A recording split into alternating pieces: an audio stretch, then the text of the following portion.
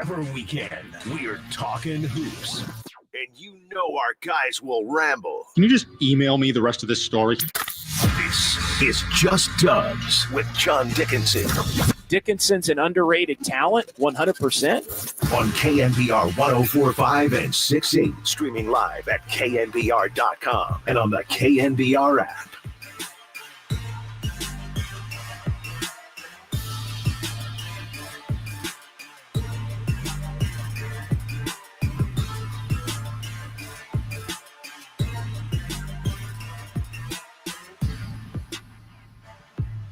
Indeed they are, and indeed they were, as we welcome you in there. It's Brian Anderson on TNT from Wednesday night in Minneapolis as the Warriors see their season come to an end at the hands of the Timberwolves. Dubs lose in 5 and couldn't win a game without Stephen Curry in that series. Good Saturday morning to you. It is Just Dubs with JD John Dickinson here on The Sports Leader. 808 KNBR.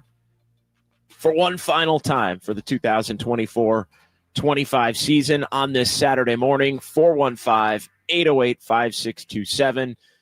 The number to give us a call or shoot us a text here for the next couple of hours as we talk all things Golden State Warriors basketball, the season that was now concluding in the Western Conference semifinals with the Timberwolves winning on Wednesday night and taking the series 4-1. They go on to the conference finals. They'll take on either Oklahoma City or Denver. And then in the East, of course, it's going to be the Knicks and the Pacers, just as everybody thought, with the Cavs and the Celtics on their way out. And the injuries continuing to be a big-time theme. Teams getting hurt and then going out. That part of the story for the Warriors with the Stephen Curry hamstring injury going back to game 1, and the refrain and the battle cry, if you will, for the Warriors over the course of that series against Minnesota, just win 1 to try and get it to this break that would have been going on had the series been able to continue of Thursday, Friday, and today before what would have been game 6 to be played at Chase Center tomorrow. But alas, the Warriors unable to do it, and so they find themselves going home here in the second round of the playoffs. Going to get into a lot over the course of the next 2 hours. We will do a little bit of a review of this past season, but really I think at this point, the conversation with the exit interviews, not only from the Warriors players from Thursday, but also Mike Dunleavy, president of basketball operations and general manager, also Steve Kerr with their exit interviews with the media yesterday. I was on hand for that over at Chase Center. And really, I think that the theme of the discussion here has got to be what the Warriors do moving forward into 2025-26. We'll play some of the sound from those press conferences, including, and I think you always have to start at the top, Mike Dunleavy and a pretty clear-cut message as it relates to what the goal is. We've been talking about it with respect to a 2-year window that remains for the Warriors veteran core, and Steph Curry, Draymond Green, Jimmy Butler now in the fold, Steve Kerr, even though he's year to year at this point with 1 year left on his contract. It really, though, I think, and Mike Dunleavy put it into these terms yesterday, and we'll play the clip for you. It's really more of a 1-year opportunity to go all in for next season, and then you kind of see where you are at that point in terms of evaluating, what's left on the roster, how close or far away you are at that point from being able to win a title with Steve Kerr going into what would be the final year. I got to think Steve ends up with some kind of an option at a minimum to align his contract with Steph and Draymond and now Jimmy Butler, who both have 2 years to go on the deal. But we're going to get into all of it here. We're going to run through the roster. We're going to run through the biggest needs. We're going to run through a lot of the best quotes from not only the player exit interviews from Thursday, but also the Mike Dunleavy and Steve Kerr pressers from yesterday. Greg Silver is going to join me coming up at some point. I'd like to do Greg here at the end of the first hour, beginning of the second hour, kind of bridge the 2 hours here. So probably right around 11 o'clock. Greg Silver's going to jump in and join the conversation. We do have the best YouTube chat in sports, not only on Dubs OT, but just Dubs, and we appreciate those who are filing in here on this Saturday morning and really appreciative of the opportunity to be able to do one final show here for this season because the Giants are playing at night and be able to do it on the radio. Giants getting a much-needed win last night. Brock Purdy contract is done. Things are really starting to settle in the Bay Area here as we kind of hit the next phase of the sports calendar where the Giants take more of the center stage and the 49ers hit the offseason program. But there's no doubt the Warriors are going to be a massive, massive story, not only in the Bay Area, but anything the Warriors do nationally truly is a major story because of Steph Curry, because of the championships won, because of what they did to go acquire Jimmy Butler and really put themselves back on the map. And I think that's a good place to start as it relates to the end of this series. And we spent a good chunk of the show on Wednesday night talking about where that series and the playoffs and this season went wrong, although I do think you have to deem it first and foremost a successful season for the Warriors. And I've said this so many different times, given where they were on February 5th. I mean, it was bleak. And if you followed or covered this team or a fan of this Warriors team in January, I mean, it looked like February and March and April were just not going to matter. It looked like unless they were able to come up with some semblance of a number two next to Steph Curry. And so I think if you go back to a year ago, I guess 13 months ago now, when the Warriors got smoked against the Kings in the play-in tournament in April of 24 in Sacramento, the discussion on the days that followed the end of last season, and even the discussion at the beginning, as much as the Warriors liked their depth and the 12-3 start and all of that, the one thing they did not have, and the most important thing that they needed to acquire, was a second star to ride with Steph Curry.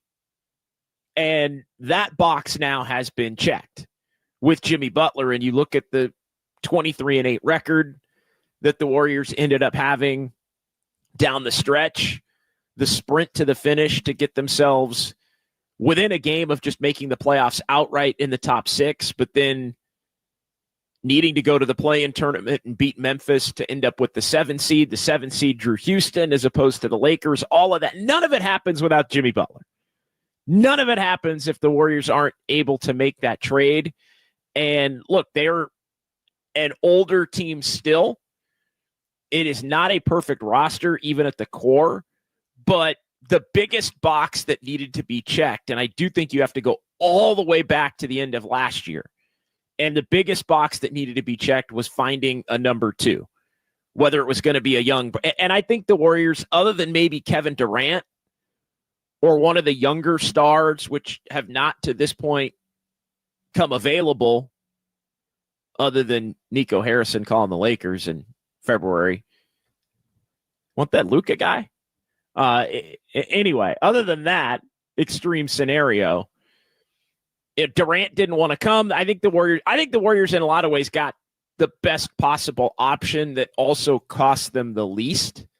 And I know Jimmy Butler's 35, but to be able to get Jimmy Butler for Wiggins and a first-round pick, as much as you look at this season end, and it's funny because, and we said this at the time, we had Kyle Haar in our San Francisco studios, and Kyle, you remember this. It was, in a perfect world, if you were the Golden State Warriors, you would be able to add that star and not have to give up Andrew Wiggins, or add that clear-cut number two, and Wiggins could kind of be the number three. But that wasn't going to come to fruition, I think, in part because Jonathan Kaminga had started to play so well, and his contract still wasn't at a level to where, you were believing that you were going to get the most value necessarily back in return for somebody that was making $7-8 million. It's interesting to look at it now because I think the Warriors got the most important box checked in Jimmy Butler, but you look at the end of the season, you're like, damn, if they had an Andrew Wiggins on top of this roster, that they currently have, then you'd really have some action. And I think they would have been able, Steph Curry injury notwithstanding, if one of your top two guys get hurt, you're done. And that's why I think it's been so laughable. Some of the chatter the last couple of days about just the frustration level and the inability to win one playoff game. Like, the Warriors couldn't win one playoff game without, are you kidding? Like, if you want, like, one playoff game? Like, what? I mean, the Warriors at times would struggle to win regular season games without Steph or without Jimmy against some of the worst teams in the league. And, I mean, you're talking about the Timberwolves with Anthony Edwards and Julius Randle playing maybe the best basketball of his career, at least the most impactful basketball toward winning of his career, and a full-blown, clear-cut, grown-up, as we talked about other night, 8-player rotation for the Timberwolves and a well-coached team. So I don't think anybody should lament the fact that the Warriors didn't have the ability to pull off one win without Steph Curry. The series ended when Steph got hurt. And yeah, the Warriors had a chance to win game 3 a week ago, and they got the game they needed from Jimmy Butler. They got the game they needed from Jonathan Kaminga being reinserted back into the rotation out of necessity, and they couldn't quite finish the deal. Otherwise, we'd probably be talking about, we would be talking about a game 6 tomorrow, and I think it's difficult for the Warriors to palate. It sure sounds now like Steph Curry would have been coming back tomorrow and at least attempting to play. That being said, though, and tying it all back together to the Warriors going and getting Jimmy Butler, this season was successful because they've checked that box, 1, because of the 23-8 finish, 2, and because of the fact that they now have a clear-cut direction that they want to go for next season. And the clear-cut direction that they want to go for next season is the ability to contend for an NBA title. They have committed now to Steph, to Jimmy, to Draymond, to Steve Kerr, and to doing whatever would be necessary in an attempt to get the team closer from this second round exit, and the belief that they could have won this series against the Timberwolves had Steph Curry not gotten hurt. I think there's a frustration, but also an optimism that leads toward next year that they're close. Now, how close are they? I mean, that's what we're going to spend the remainder of this program discussing, and how do they look to improve and get better and fix the parts of their roster, given the veteran core that need to be fixed in order to give them that shot. But I think, point blank, bottom line, end of story, as you just look at 2024-25 for me, and you can disagree if you want, at 808 KNBR 415-808-5627, the Golden State Lumber and Showroom text line here on the Sports Leader, the best YouTube chat in sports, just Dubs and Dubs OT.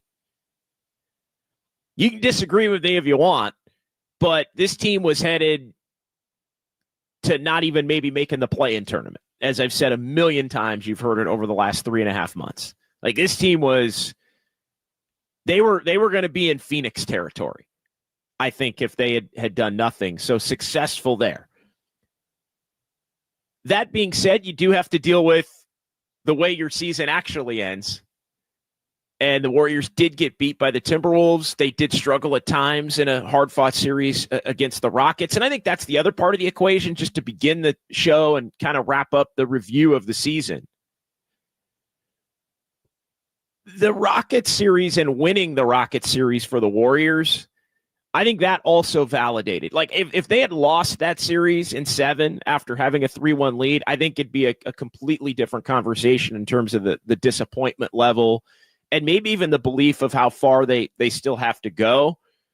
I wouldn't get those two confused, because I still think they probably have as far, like, they're not closer necessarily to being a contender legitimately next year, because they, like, to me, they're not farther for having won, or, if they had lost the series, it wouldn't necessarily mean they're farther away than they are now. I think they're farther away. I think they're just as far when you look at who performed well You look at the fact that you do, with an older core, have to deal with the fact that injuries can be part of the equation. I think that is a discussion to be had as the Warriors look to build this roster for next year. The 82-game season roster versus the team that you want to put together that can win 16 playoff games. It's not an easy puzzle for Mike Dunleavy and company to be able to flush out. But getting Jimmy Butler was the number one most important first step, and they've done it, and they did it without having to give up Jonathan Kaminga or Brandon Podziemski or Moses Moody, which means now that those three wind up being chips that can be cashed in for potential rotation players if the Warriors so choose in this offseason for them to look to improve. And that doesn't mean you trade them all. It may not mean you'd end up trading any of them. Although I think the elephant in the room, of course, is Jonathan Kaminga on that front as it relates to his future with the Warriors. And how about Jonathan Kaminga? Last night at the Valkyries inaugural game, just hanging out with Joe Lacob. I saw somebody on social media say you got to respect the fact that Kaminga is consistently aligning himself with those who make the power decisions. Life, in business, life in business, regardless of what you do, so much of it is about allies. It truly is. Like, your ability to thrive in whatever you do is, hard work and performance. And you want to do well and make a name and do things the right way. But the reality is, for the most part, success is often tied to who your allies are, who believes in you. And, in business, that's the case. Like, when you run out of allies, when you start looking around the room and you don't have a whole hell of a lot of support, then maybe you start to think it's time to move on. But if you do have the number one guy at the top of the organization as your ally, it gives you a better chance to have the scenario, I think, work out in your favor, whether that's get paid. And I think that's the interesting part of the Kaminga conversation that we're going to get into as well in kind of setting the table, is the fact that Jonathan Kaminga is a restricted free agent. So the Warriors and Kaminga have to play ball together. They have to come to, even if Jonathan Kaminga doesn't want to be a member of the Warriors moving forward, they have to come. They are the team that can pay him. He also has to go out and get an offer from another team. Otherwise, the Warriors don't have to necessarily pay him a premium. But they all have to work together if this thing's going to turn into a sign and trade where he gets paid what he wants by going and finding the offer. It has to be a team who has players that fit the potential for what the Warriors would want to take back in terms of value. And really, I think not even necessarily in terms of value, but more in terms of fit. Like, I don't think the Warriors are going to be necessarily having to cash in the value chart dollar for dollar analytically for what Kaminga can bring back in terms of future talent. This thing's more about, he didn't want to be here. Is Steve Kerr really going to give him I know he said it yesterday, and we'll play the clip. Is Steve Kerr really next year going to give a half the season runway to playing Draymond and Jimmy and Kaminga together? And like, he said it. And again, I will commend everybody. Although I do think Kaminga was pretty non-committal, as you would expect. Cryptic, vague in his exit interview. You don't want to say you don't want to be here, but I mean, you kind of don't want to be here. If you're the Warriors, you don't want to say you don't want him back. Oh yeah, we'll make it work. Yeah, it might. And look, let's be honest. I mean, there is a scenario where it may be in the best interest of both to keep him for the short term. If there aren't enough players that the Warriors can get back the right players, if the money ends up being lower than higher, we've talked about that in terms of the offer that Kaminga can get. Maybe there is the potential for a reunion, but Jonathan Kaminga truly is the crux of.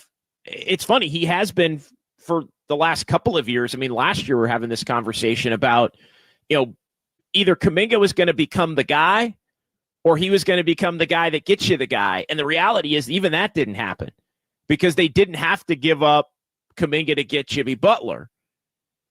And that has the potential to wind up being a major win for the Warriors because now Kaminga can get you the next guy that you can put with Jimmy Butler and Steph Curry and Draymond Green to help you have the potential to get over the top. So 808 KNBR, 415-808-5627, the Golden State Lumber and Showroom text line. As we start to dive into, and we'll get into more on Kaminga, because I do think he is the pivot point in many ways, at least the player with the most value to potentially bring somebody back that can help the Warriors get closer to where they want to be. And look, I'll say this too, to kind of extend that part of the conversation. None of this is because Jonathan Kaminga isn't talented. I do want to say that. Like, Jonathan Kaminga showed in the playoffs his talent and his ability to score. The problem is, and we've discussed this so much, he really can only function at his best when he is featured, when he is a number one or number two option. And I would say he was more the number one option than the number two option as the series went on against the Timberwolves, because Jimmy Butler was, I think, banged up and ill and also not somebody that just wants to take 40 shots every game. But it's not Kaminga's talent or lack of talent that's the reason why it makes the most sense for the Warriors and Kaminga to part ways. I want to make that very clear, because I think sometimes it's like, JD, you're down on Kaminga. Kaminga's talented. He can score. He can go. And I think, in some ways we saw, no pressure to win, be the number one guy, 1-2 guy, go. He can go score 20, 25, 30. But again, to no fault of his own in this series, you weren't going to win doing that, but it's kind of the playoff level equivalent of if he was playing for Charlotte or if he was playing for Brooklyn. If he was playing for one of these teams, if he was playing for Washington, the equivalent of go get paid, go score 25 a night, don't worry about winning, and make yourself a better player over the next 2-3 years that eventually can be a winning player. He's just not a winning player right now for a team that has title aspirations. And I think we've seen, and we'll get to the clip from Steve Kerr about Steph Curry and the Warriors system, as much as Steve said the right things about Kaminga and the willingness to play him with some of the others if he winds up on the roster, which, by the way, there's no way in hell I think Steve Kerr actually believed that. That's one of those things that you say. And again, in business and life, we all do that. We all say things sometimes that you say because it's the nice thing to say, knowing full well there's no chance in hell you're actually going to have to ever do it. Oh yeah, I'll do that. Oh yeah, I'll be a part of that project. I'll be in that meeting. Oh, I love these meetings. Let's talk through it. Let's go through all this stuff. Yeah, you know what? Great idea.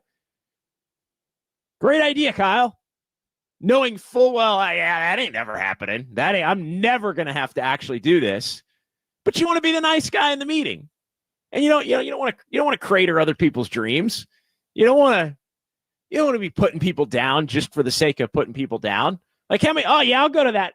I'll go to that event. I'll go to the function. Yeah, no chance I'm going to that function. Like, there's no chance that's gonna happen. But I'm gonna be the nice guy. And then when it doesn't happen, nobody's gonna remember that I wasn't a nice guy, because I was a nice guy. Like, that's again, sports much like life in that vein. But as much as Steve said the nice thing about JK in terms of the willingness to fit him in with the other Warrior stars next year if he ends up on the roster. I think the statement about Steph Curry and the Warrior system and him being the sun in their solar system and all of that, that to me was as big a statement toward not bringing Jonathan Kaminga back as it was about anything else. Because let's be honest, and you know this, those of you that follow the Warriors regularly, what always comes with the gotta get Kaminga more run, gotta get Kaminga in there, the extension of that is gotta change the offense, gotta do things that feature Kaminga more. Yeah, actually, no. You got to do things that feature Steph Curry more, and you got to find players that can play with Steph Curry. So again, I'm off on a little bit of a tangent here to begin the show, but I think that's going to be the crux of the discussion here for the next 90 minutes. So 808 KNBR, what's the biggest need for the Warriors this offseason? I've got 3 big needs for the Warriors this offseason. 3 big needs as we start to get into how the Warriors fix this roster and try to go in to contend for a championship. And oh, by the way, none of these are guarantees. But just because something's not a guarantee doesn't mean you don't risk it. No risk it, no biscuit, right? Bruce Arians, back in the day, among others, no risk it, no biscuit. So I know it makes some Warrior fans uncomfortable. Oh my God! But what if it don't win a title? What if we trade somebody and we don't win a title? What about the future? Look, the Warriors are tearing this thing down to the studs in 2 years anyway. 2 to 3 years, 27, 28. Warriors are tearing this thing down to the studs.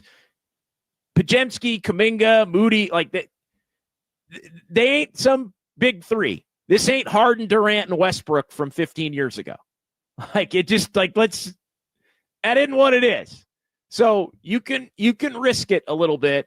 I think obviously Kaminga being the headliner, Podziemski's somebody that the Warriors truly value, although I think does have, because of his low contract, a lot of value around the league. And then what do you do with Moses Moody? We'll run down the roster. We'll run down the needs. We'll run down the names of players, of course, that I think the Warriors should target. Your phone calls at 808 KNBR. Golden State Lumber and Showroom text line, and the best YouTube chat in sports. We are tying a bow on this Warrior season and moving forward into off-season mode here. It's Just Dubs with JD John Dickinson on the Sports Leader.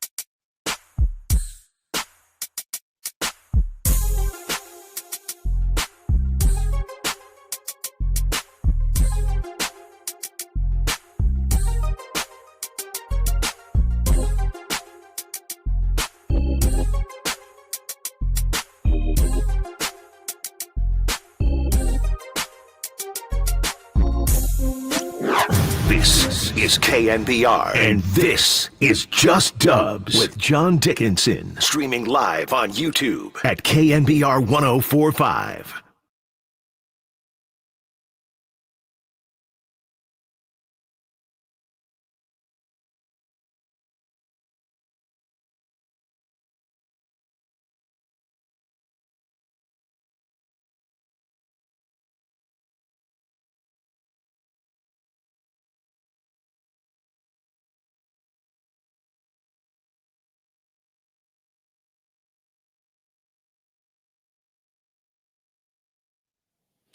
Two-year window?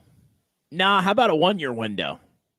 Mike Dunleavy yesterday at the Warriors season-ending press conference talking about where the Warriors are at with Steve Kerr. 1 year left on his deal. He's comfortable going year to year. Steph Curry, 2 years on his deal. Draymond, and now Jimmy Butler with the 2 years remaining on their deals.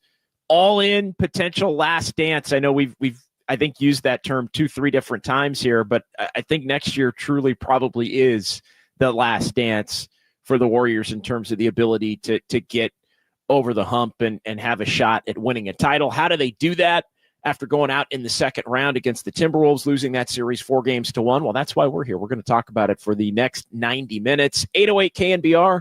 It's Just Dubs with JD, John Dickinson on this Saturday morning. 415-808-5627. Golden State Lumber and Showroom text line is open. We're going to get to the YouTube chat momentarily here, but let's get it going on the phones this segment with Steve in Albany here on the Sports Leader. Hey, Steve. Good morning, JD. Good talking to you again. Hope you're doing well. And I really liked your comment philosophy about having allies in the room, and no matter what the walk of life, that really hit home. So what I want to suggest is something different than moving the young guys, and I realize this point will probably have like a glacier's chance in hell of actually happening. But I want to know what you think about it. I'd love to keep the young guys, and I realize it's probably not going to happen, at least for a couple of them. But what if we move Draymond Green? And I know what the blowback on that is about the change in the defense, but his career record with Steph out of the lineup, I think, is like 40% win percentage. And he didn't, from my point of view, he didn't do a whole lot during the postseason this year.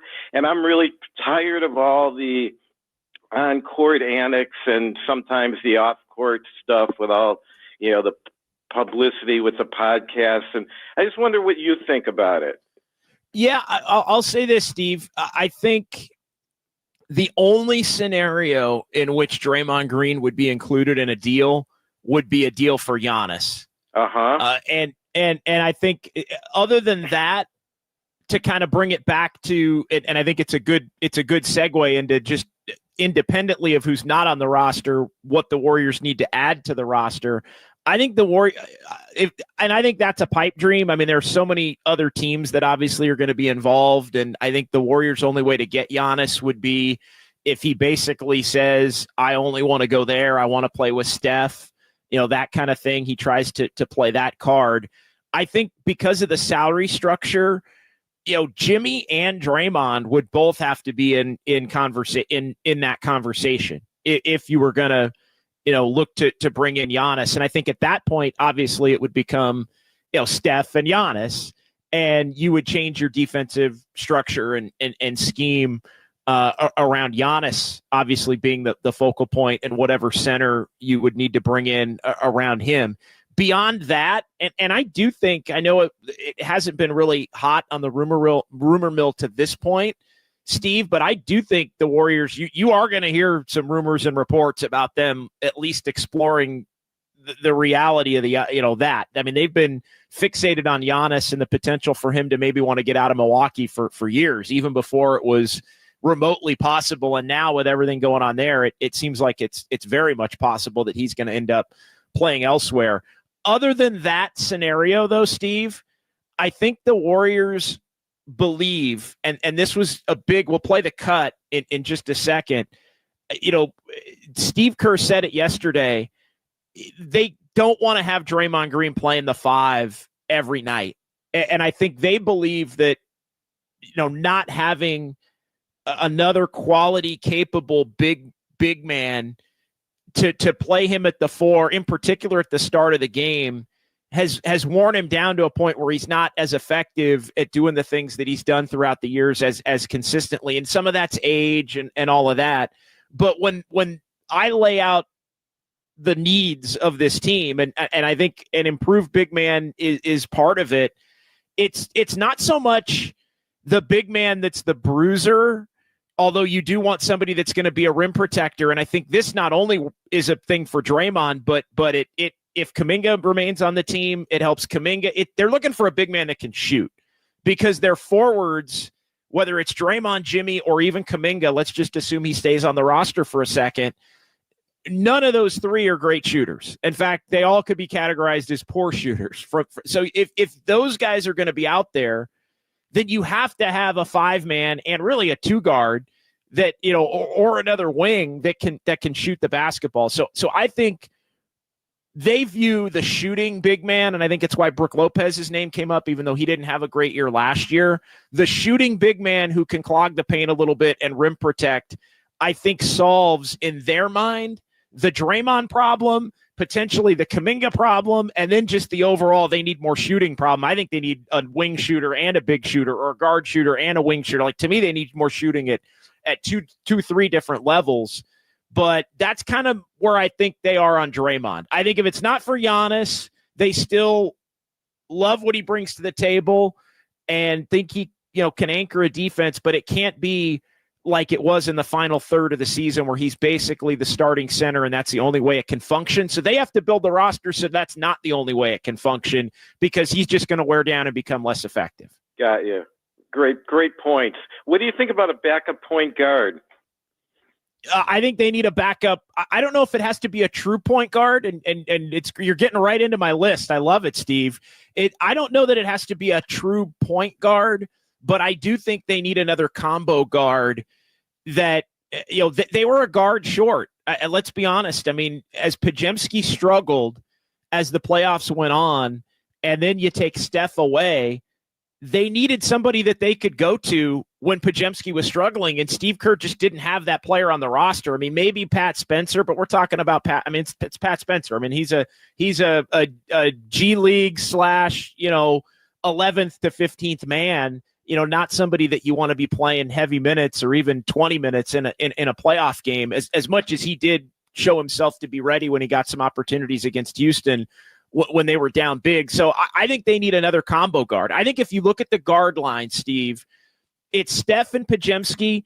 There is going to be a debate as to whether Podziemski's good enough to start at the 2. I don't think Buddy Hield is somebody you want to have. He's a nice backup. I don't think you want to have Buddy Hield starting at the 2.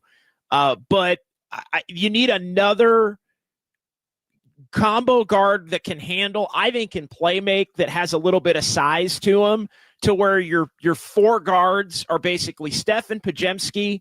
This backup combo guard, think DeAnthony Melton type, think Kobe White type, think, I don't love Colin Sexton because I don't think I think he's shoot only, doesn't do a lot else, but maybe he's of the Jordan Poole vein.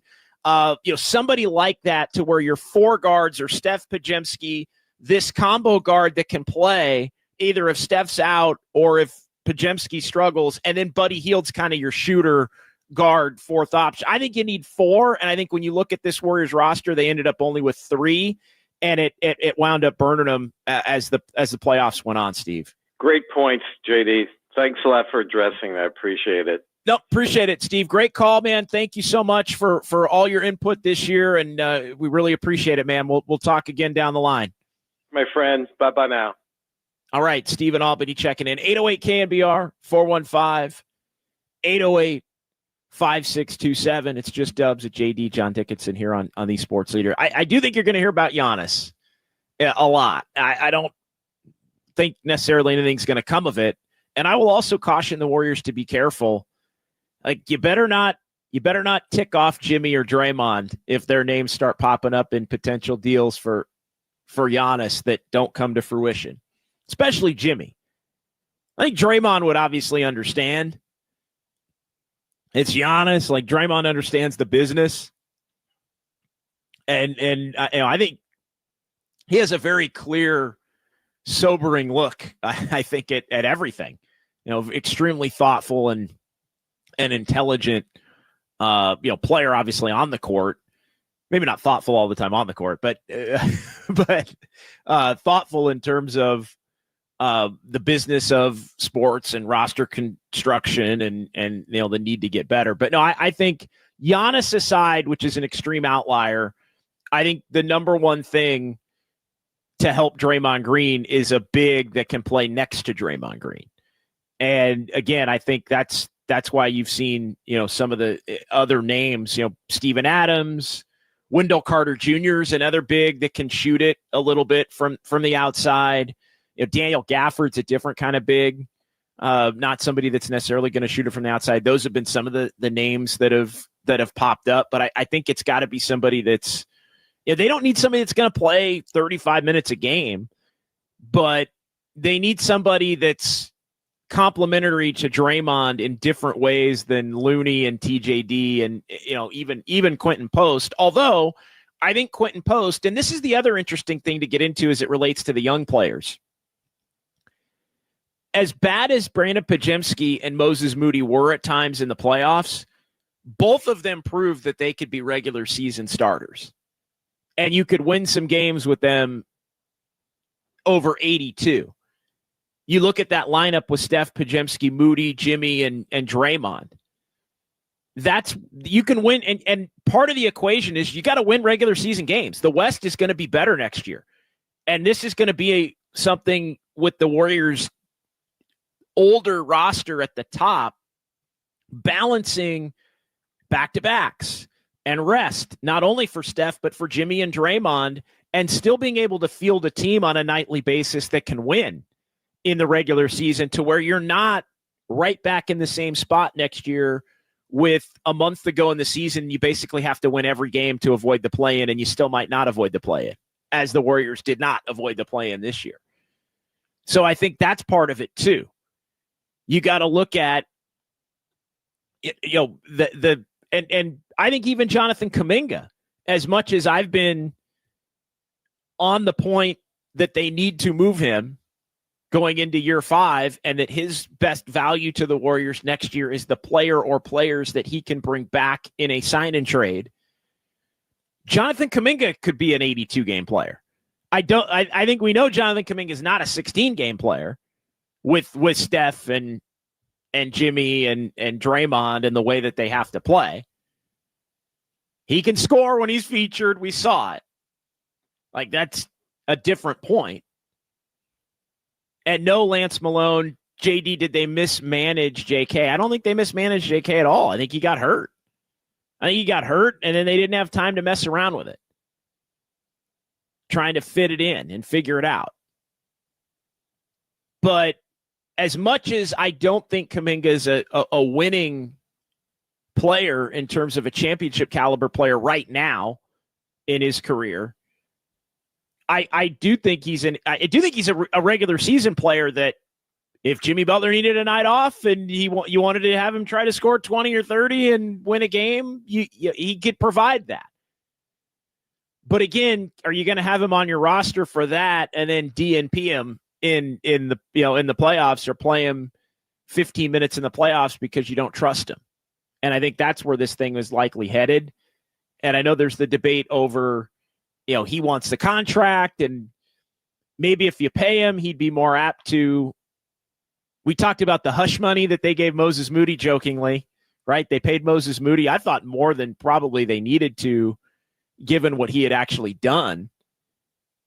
And they paid it forward with Moses Moody. And he ended up, and now that contract, I think, looks like a value. I think 3 and 39, I think, moving forward for Moses Moody. So it's about $13 million a year average over the next 3 years, beginning next year.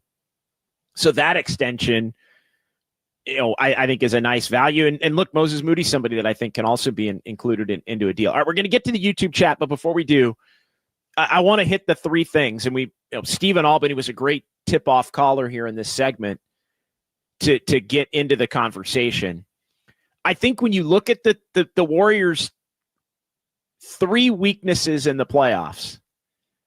And I'll say individual players who struggled, Podziemski and Moody who struggled, and then the size issue. And it's been discussed, size across the board. The number one issue is shooting. The number one thing the Warriors need is more shooting. With Steph Curry, without Steph Curry, they need more shooting. And I think they need more wing shooting.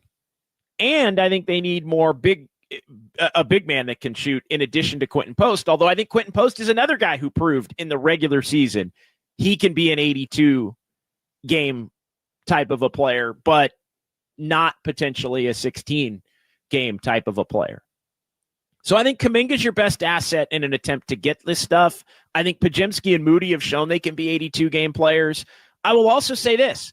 I think if you take a little bit of the pressure off of Podziemski and Moody in the way that you build the roster, I think they can be effective role players, but you got to ask them to do less than you asked them to do in this postseason. And yes, they'll grow and they'll gain from the experience. And Mike Dunleavy had spoke to that. But these are all intertwined. They need shooting at the wing level. They need a big, and preferably a big that can shoot as well. And they need another playmaking guard. They need another combo guard. And I think it's players that complement Podziemski. It's a guy who can play with Podziemski and play with Curry, and also play if Curry is out. Like that is to where you got a little more in the tank. Buddy's just a shooter. Like Buddy is just a shooter. He's that but you want your guards to again, Podziemski does a little bit of everything. Steph is Steph. Buddy's your shooter. So you're lacking a combo guard with some size. Bruce Brown is somebody I love. Kobe White, DeAnthony Melton, his name's popped up. Cam Thomas is more of a scorer. I don't love Cam Thomas. I don't love Colin Sexton. Those guys I'd put at the bottom of the list. I don't think you're going to get Malik Monk, but that type of player. I think a Malik Monk would be great. Just somebody that can fill it up. Again, you're not getting him, but that type of player. I don't think Sacramento's shipping him to the Warriors. So that kind of combo guard is somebody of quality. I think you need wing shooting, somebody that can play the front line, start with, and that combo guard, by the way, takes the pressure off of Podziemski. Now you need somebody that can take the pressure off of Moody, and that's where you get into the wing shooter that can be a starting caliber player, play next to Jimmy, complement Draymond, different combinations that work together, and that's where you get into your Cam Johnsons. That's where you get into your, and again, I think Trey Murphy and Herb Jones is a great defender. Guard, wing, multi-positional defender, forward defender. Trey, I think Trey, the wings, Torrey Craig is another one, right? With the potential. So yeah, I think that's one that's going to have to be, I think, checked into. Somebody that can knock down a three. Somebody that can knock down a three. And again, Cam Johnson, obviously at the top of that list for me. I don't think, can you, another one that I don't think is attainable, Keegan Murray, that type of, I don't think Sacramento's looking to trade. He's basically their only good young player. So I don't think they're looking to trade him, but I think that's the kind of deal. Or the kind of player. And those are the most difficult players to get, by the way. The wing shooters, the 3-and-D shooters, like that's the most difficult player to get. Again, if they could get Cam Johnson, I think it would be a home run. And then I do think Brook Lopez / Wendell Carter Jr. would be the big type players that you would look at because they can shoot from the perimeter. I like one other player, and Bruce in San Jose at 808 KNBR is going to jump in and join the conversation. Bruce, I don't know if you've heard me talk about the guy you want to name. I like him, but he's very much a different kind of player than some of the bigs we've talked about to this point. Bruce, you're on the Sports Leader. What's up this morning? Yeah. Hey, good morning, JD. Thanks for taking the call. Yeah, I don't know if it's recency bias, but I mean, I've liked him over the years, and we know he can't shoot, especially free throws. But Steven Adams, man, he's a beast. He kept us off the boards. Like we need him. And then that's who I really want, because I think he's a totally unrestricted free agent. So he is. I think they should start. And then, but I like that other name you just brought up, and I didn't think about it. Brook Lopez, because he can shoot, and he's a big, is he a free agent too, or would they have to trade for him? Yeah, Brook Lopez is a free agent, as is Steven Adams. I think it's going to be interesting. I mean, Steven Adams has, always been a really productive player, one of the best offensive rebounders in the league. He's one of the best screeners in the league. He's extremely physical. He just had a couple of year stretch where he had some brutal foot, injuries. And so he kind of, I think a lot of people thought his career was maybe going to be over the last 2 years. And then he bounced back this year as a backup with Houston, and maybe in that series against the Warriors made a little extra money. I know he was in the I think $12 million range last year. I still think he's closer to a mid-level or a veteran minimum than the $12 million, but bigs tend to get a little bit more. Brook Lopez was somebody that also I think was in that range. I'm going to look up Brook Lopez's contract right now, because he is a free agent, but I think he was he might have been a little higher. Yeah, he was making 24 the last couple of years here. So he was making twice that, 25 and then 23 this year. And he's an unrestricted free agent. Again, a little on the older side, 37 years old. He's born a couple of weeks after Steph Curry. But somebody who over the last few years has been a pretty good rim clogger and protector, and can really launch from three. He'd be a complementary. He would complement Draymond and Jimmy Butler, I think, really, really well. Yeah, no, I totally agree with what you're saying. And I'm excited to see what they do. That I think we need a big for sure. And then, like you've been talking about, the shooting pods. I don't know. I like pods, but I don't know, just maybe you got to be less dependent on them, Bruce. Like you got to be less dependent on pods, and I think you have to be less dependent on Moody. I think they can be in your rotation, but I think as you look to pencil it out, and thanks for the call, Bruce. I think as you pencil it out, it's Steph, it's pods, and again, I'm not saying these guys are bona fide starters. I'm just kind of running through them here because it's the easiest way for me to go through it. Butler, Moody, Draymond. Those five, let's say, can all be rotation players for you. But then you need the next three. And I think you can't have Pods and Moody necessarily be in your top five all the time. But then you need the next three. I think Buddy's more of a 9-10. I think Quentin Post is more of a 11 to 15, but can play. I think Looney and GP2, who we haven't talked about, who both said they want to return. I think you can bring those guys back on minimum deals. They can have spot play in the rotation, but I think they're more 10, 11, 12 types. To me, the Warriors need the three, they need the 6, 7, 8 or the 6, 7. They need two guys that are in their top 7 every single night that basically mean Podziemski and Moody, you're not going to be extremely dependent on them, every single night, to where you're living and dying with whether or not they're going to perform in a playoff series as to whether you're going to win that playoff series or not. Let's sneak in one more. Mike in San Francisco here before the top of the hour here on Dubs or on Just Dubs on a Saturday. Just Dubs OT, same difference. What's going on, Mike? JD, man, how you doing, bro? Good. What do you got? Man, just a couple comments. I just keep it real, but as well as you do. But when you said earlier about and what 3 years technically that tearing down the studs and whatnot, and that's kind of like, I guess, future tripping. But one thing I remember when we all do when Lakeup took over, and of course I don't know the man, but he has no problem spending money. It's just a matter of actually getting, people to come here. But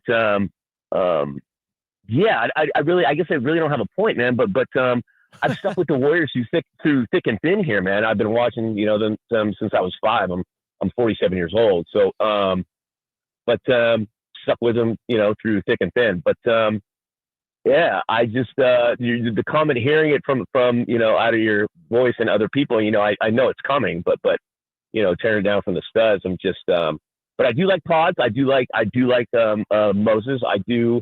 I think Post has potential. But none of them are stars, right? Like it's no disrespect to him, but none of them are like, there isn't, I said it jokingly, but this isn't Harden and KD and Russell Westbrook from 2010. Like, it's just they're good role players, but they're not a core. And even with Kaminga, they're not a core. It's not a core where you're going to be, those three are going to be leading you like Steph, Clay, and Draymond did to playoff series wins, let alone championships. Just one last thing, and I could take your answer or your opinion off air, but sure. I'm sitting here picking my brain, bud, about, you mentioned Malik Monk. Well, that will never happen.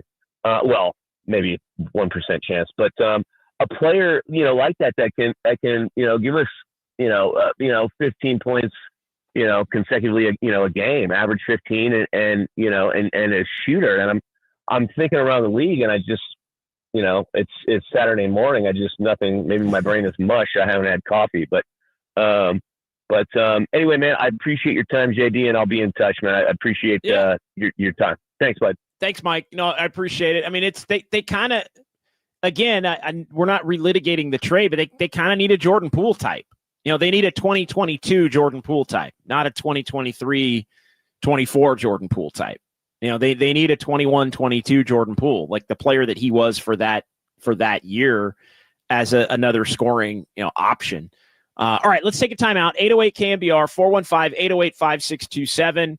Let's go ahead and come back. Greg Silver's going to join on the stream and on the radio, and we're going to get into some chats. Like we'll talk with Greg, but Greg's going to hop on, and I've been overdue to get into the chat, so we're going to do that coming up. Still time for some phone calls as we tie a bow on 2024-25 and look ahead to next season for the Warriors. It's Just Dubs with JD here on the Sports Leader.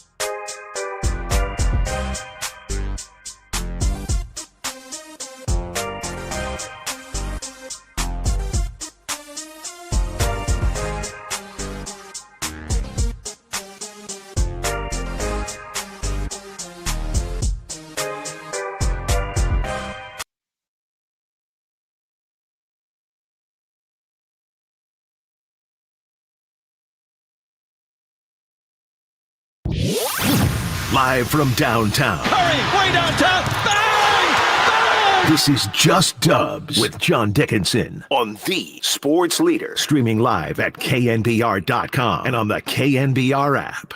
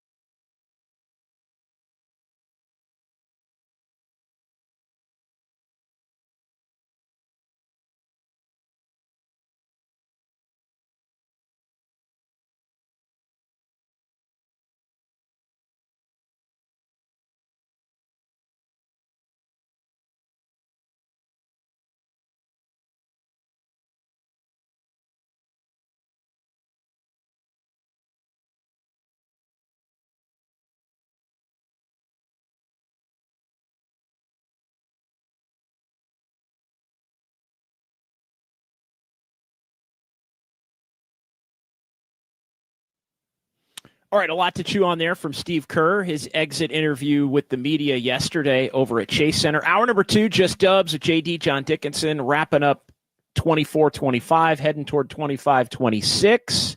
808 KNBR, 415-808-5627. A lot to chew on there as it relates to Draymond. Don't want to have him be the starting center. That means you got to go find one.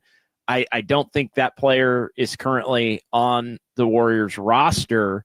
Also, I think that clip is another one of those not so ringing endorsements of Jonathan Kaminga's ability to return because, again, so many of the combinations that, Kaminga's another one of these guys who can't shoot, can score, but can't shoot, that you need to put out there with other players that can't shoot. And then you need players at other positions that can shoot. And it just creates a scenario where I think his value as talented as he is more apt to be used productively to bring somebody in from the outside. All right, let's also bring in our buddy Greg Silver, of course, Papa and Silver, 10 a.m. until 2, Monday through Friday here on the Sports Leader. We got Kyle Haar in studio with the great Raf Corral. But Greg, how you doing, my man? Good to be with you here on this Saturday as we wrap things up for the season on Just Dubs. And yeah, man, what a year, but we're kind of focusing on the offseason. Give me your biggest takeaway from the exit interview press conferences. I know you guys played them yesterday on your show. They happened right in the middle of your show. Biggest takeaway from Steve Kerr and Mike Dunleavy. Probably the clip that you just came in with Steve Kerr. I thought Kerr had a lot more substance to his postseason presser than Dunleavy did, but as far as Draymond not being able to play the 5 sustainably, the reason that one stuck out to me was because we've seen this flip-flopping over the last 2 years of take it to the end of the 2023 season or 2024 season last year. And they finished that year with Trace Jackson-Davis getting a lot of starts because they really liked that front court of Draymond and TJD defensively, not having to play Draymond at the 5 as much. Then this year, it was a lot of the opposite, and especially post-Jimmy Butler trade, then it became let's play Draymond at the 5 because their best 5-man lineup was the big 3, Podziemski and Moody. So I think things are going to have to change, obviously. Moody and Podziemski struggled in the playoffs. We've got into that very much on all of our Dubs OT post games, but that probably stuck out to me the most as far as, okay, they're being very deliberate about one of their needs. Now, I know that there's the other needs we've gotten into, and you got into the first part of the show here on a little Just Dubs 10 to noon for the last time. But the good news is about Just Dubs. It's a living document, okay? We can podcast anytime. We do whatever we want with it in the offseason. So I would just say that in addition to needing more shooting and needing a wing scorer and needing people that can finish inside, whether it's guards or bigs, needing a center that can give Draymond a little bit of relief, and whether that's helping on the offensive glass, like a Steven Adams type, or just being more of a true rim protector that they haven't had since Andrew Bogut, that probably stuck out to me the most. Yeah, and again, I think the center, when you're talking about a starting center, And to me, you're not talking about that as it relates. It has to be somebody that complements Draymond and complements Jimmy Butler, because we know those two are going to be starting. Jimmy's going to be at the 3. Like that's your other tell in that. In adamantly saying you don't want Draymond to be the starting center. Well, you know who the starting point guard is. It's Steph. You know who the starting 3 is, then it's Jimmy. You know who the starting 4 is in Draymond. And, for now, it's Podziemski at the 2. We'll see if they come up with another option. I think that can work. I know that's been kind of a debate in the last couple of days and really throughout the playoffs as Podziemski struggled. Can Podziemski really be your starting 2 guard? I think he can be, but you also have to have somebody off the bench that complements, again, that combo guard type with some size that complements your quartet of guards with Steph and Podziemski. Buddy's your shooter, and then you have the 4th guy who can kind of do a little bit of everything. So I think in bringing it back to the center, though, Greg, you have to have somebody that complements Draymond and Jimmy who aren't shooters. Podziemski sometimes, to me, that guy, it has to be a stretch big. It has to be Brook Lopez, Miles Turner, Wendell Carter Jr. It has to be somebody that can shoot the 3 ball and also has that 6'11" to 7-foot size. Yeah, well, say you get a 2 guard that can just be a knockdown shooter, or someone that can play the 2. Maybe it could be a 2-3 combo kind of player. And let's say you bring in, hypothetically, a Steven Adams with Jimmy Butler, Draymond Green, and a Steven Adams at the 5. You think that doesn't work? Still too little shooting? No, you're not starting those 3. I think Adams is only a backup. I think Adams is again, I love Kevon Looney. I know you love Kevon Looney, but I would look at Adams as almost like in some ways a Looney replacement. I also don't think the Warriors are going to spend money on a lot of money on an Adams. I guess is probably I don't think they're going to spend $10 to $15 million on somebody that isn't as skilled as Steven Adams isn't, if that makes sense. As much as they like him and he could bring, the size and the physicality and the rebounding to the table. I don't know. I would have had a different opinion on that before the exit interviews, but I think in hearing it here, I'll say what I think they're thinking, right? Okay. Forget about Kaminga. And I asked Mike Dunleavy at the end of the presser, I said, hey, is it safe to say you need 3, you need the 3 things? Cause I wanted it to be in line with what we were going to talk about on the show. And I want to be able to come back to that answer throughout the course of the offseason. But it sounds to me like they think a shooting big fixes 2 problems, 3 problems. Like it fixes the big problem. It fixes the Draymond problem. It fixes a Jimmy problem. It might even, if Kaminga has to come back, fix a little bit of the Kaminga problem. And just somebody that's, who's to say you can't have 2? Quentin Post can be your 11th man or whatever. And so that's what that's what I wanted to ask you about Quentin Post. Not he's obviously someone. Yeah. So I was going to say he was good in the regular season and effective, really struggled in the playoffs, but you don't see him as a future starter on this team, at least going into next season in the short term. Yeah, no, I don't. But I will also say, I think 82 game, he is we've seen that Post, along with Podziemski and Moody in the regular season, you can win games with those guys playing a heavy role. I was saying this before, and I want to get into the chat as well, because we have not gotten into the chat this morning as of yet, and I love getting into the chat. We need to also, I think, look at it this way. Steph, Podziemski, Jimmy, Draymond, Moody, those 5, I think you have to set Looney aside. You set GP2 aside. It's those 5, and then you need the next 2 or 3. That's what the problem is. It's if those are and the players, again, one of them's a big, which helps Draymond and Jimmy, but then one of them's a wing, which helps alleviate some of the pressure of Moody. And then the other is this combo guard, which alleviates the pressure of Podziemski. They put too much on Podziemski and Moody. And in the final 30 games, they were all that committed and that good and that locked in to where they won all these games and 23-8 and all that with that group, and that starting group that of that 5 was even better than that. I think they were 18-3, 18-4, something like that when they all started together. Those guys can all play and be in your top 8. The problem is that's only 5 guys. So you need to add a Brook. Again, just hypothetically speaking, if it's those 5 and then it's Brook Lopez or Wendell Carter Jr.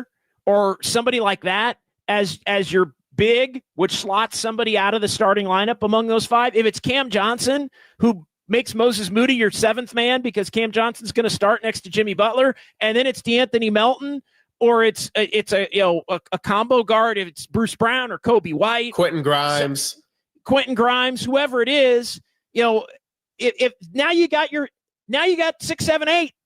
Now you've got 6, 7, 8, and maybe it's Steph, Podziemski, Jimmy, Draymond, Brook Lopez as your starters, right?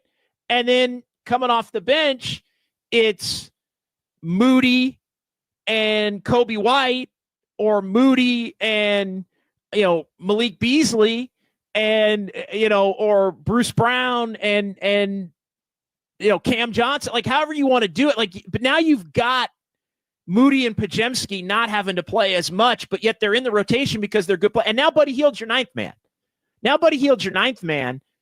And now Quentin Post and Kevon Looney are your 10, 11. And GP2 is somebody that you don't need to play 20 minutes if you bring him back on a minimum deal, but he's kind of your 11, 12. And then now you got a roster and you've got some young guys who can up a level. And again, I'm not including Kaminga in it because I think Kaminga has to go to bring in the 3 players that you're going to bring back. And those are guys who fit. Like Kaminga, again, not because of his talent, he doesn't fit. So it just now you got a roster. And you've got some guys who can step in if others are out, and you've got protections against your weaknesses. Like, to me, that's why you may not be able to get all 3, but I feel like within that, Greg, what the Warriors told me yesterday was that they think that the shooting big fixes the most of the other ills the most quickly. Yeah, assuming that shooting big can be a force defensively, because I think going back to the Quentin Post element of it, and this is not to rag on Quentin Post, I mean, the expectation that he can be a playoff starter if you're going to make a deep run is a little ridiculous, given that he was pick number 52. He started in the G League. We saw how much he struggled out there and never was a good defender this rookie year. It doesn't mean he can't improve, but it has to be a shooting big who's also capable enough of defending at the 5 position, because I don't think it necessarily took that much off of Draymond's plate just because you have a 7-footer out there who happens to play more like a perimeter player than anything else. Yeah. Let's get to the chat. 808 KNBR as well. We'll get to Dennis, but I do want to get to the chat here because we have been reluctant to do so at this point. The best YouTube chat in sports. Andis Brown, I'm hoping they can get 2 or 3 good pieces for Kaminga, like a good wing, a big, and better depth. In an ideal world, you get 2 and not have to include anybody. I also think you need to come to grips with, if you're a Warrior fan, that Kaminga might only get you 1 player, and Kaminga, you're not going to get you're going to be trading Kaminga's potential for what you hope is a starting caliber role player, if that makes sense. And I know the Warriors have been reluctant to do that. I know you've got Jonathan Kaminga hanging with Joe Lacob, yucking it up at Chase Center last night at the Valkyries inaugural game. It was great theater. Again, Kaminga aligning himself with the one person in the organization that's actually, would actually want him back next year, player or otherwise. It makes a lot of sense, but I think again, when you look at it, I think that's how this thing has to. You're going to have to come to grips with it. Might just be Kaminga for 1 guy, or you might have to include somebody else in a deal to, if you want to bring back multiple players, and you might have to put a pick. Oh my God, you might have to put a pick in there too to get multiple players like that. I don't think it's going to be a one-stop shop. Well, I mean, the example that we keep coming back to is the Josh Giddey for Alex Caruso. Josh Giddey was the 6th pick in the draft, same draft as Jonathan Kaminga. He left an OKC team that I understand is in a much better roster construction state and age-wise and all that. They kind of accelerated their rebuilds. But the bottom line is they brought in a role player in Alex Caruso, who, bottom line, it was a very much a win-win trade, but absolutely helped the Thunder, even if it wasn't a 1-to-1 equivalency on who has the potential to be the better player in a career. All right, more chats, rapid fire. We'll react to a few of them here as we go. Florida Dubs fan would like to ask the front office one question. How did we get to the point where we need shooting, size, 3-and-D wing, guard that can create a shot, defensive big, all at once? Well, they whiffed on James Wiseman. That's parts of a few of those things.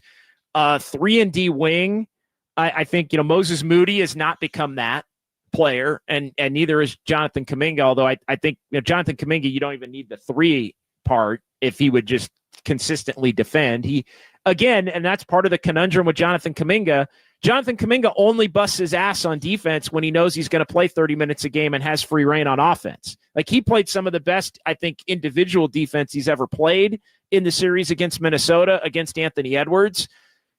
But you only get that kind of effort from Jonathan Kaminga when he knows he's going to play 30 minutes a game and can take 20 shots. Otherwise, he doesn't bring it. And he doesn't bring a whole hell of a lot of anything else to the table in terms of hustle, rebounding, or using that athleticism that is his greatest asset as an NBA player at this point, even at the age of 22. So that's part of it. And, Klay Thompson tailed off and didn't want to be here anymore. They traded Jordan Poole. Again, which they had to do. Again, the one thing that I will say in the last 2-3 years that I really disagree with, and you guys both know this, letting Klay Thompson go was fine. It was his decision. It was time. He didn't want to be here. Trading Jordan Poole needed to be done because you were going to choose Draymond over Jordan Poole. That, to me, is a no-brainer even now. Like, if Draymond's gone and you have Jordan Poole, you ain't talking about championships. Get out of here with that. But the Chris Paul thing, when they had the Chris Paul $30 million slot that they didn't trade for a player, and I know that was luxury tax ramifications, all those different things. When they didn't, that's the one that I think hurts. If you had a player that fit one of those things, then maybe you wouldn't need all of them. But again, that being said, Florida Dubs fan, and we'll keep it moving, I do think when you say it out loud, it feels like the Warriors need a ton. When I asked Mike Dunleavy about it yesterday, I think he gulped a little bit, like we don't need that much. And I think he kind of went to the we were up 1-0 in the series, and Steve at one point had said in another question, in another answer, we're up 1-0 in the series. Like, they think they're close, but the reality is they're close, but they're also far in some ways if they don't address these needs. Again, we're not talking about superstars. We're talking about role players and maybe one starting caliber player at one of these positions of the 3 to fill out the roster. Let's keep it moving in the chat. Digum117, I want a scoring big man. I don't know if he's out there, but need to move Draymond back to the 4. Yeah, they said as much. Again, I think it's scoring big, but it's not scoring on the interior that's going to clog things up. It's shooting. It's Brook Lopez. It's Wendell Carter Jr. I don't think they're going to be able to get Miles Turner, although I think he's a free agent again. I mean, they're in the conference finals again, but I mean, he would be the ideal. Thinking of some other, stretch big types. I mean, stretch bigs are not just readily available, but I think shooting as opposed to scoring is where it's at there, Digum. Another one here, Mickey D. Why would they trade their draft picks when they're likely to be lottery picks after Steph retires? Yeah, they're gonna have to grapple with that. And look, I think they're beyond the point where it's in one deal, unless it's for Giannis, pipe dream. But unless it's for Giannis would be you give up 27, 29, 31, because you're going to have Giannis at that point, even if Steph's gone. But aside from that, like, I don't think any of these deals we're talking about are going to be giving up 3-4 picks down the line, 7-8 years. It's do you give up one pick to get Cam Johnson? Do you give up, you're not going to have to give up a pick to get Brook Lopez. Like, it just, I think we're talking about one pick, Greg. I think we're talking about, in the grand scheme of trying to acquire 3 players with Kaminga, with maybe Moody, we're talking about one future pick. I would be reluctant to give up too many more on this current 2-year timeline, which, by the way, Mike Dunleavy said is really a 1-year timeline. I cannot stand the 2 timelines lingo. It's been they gave up their pick this year to get Jimmy. Like they can give up a 27 pick.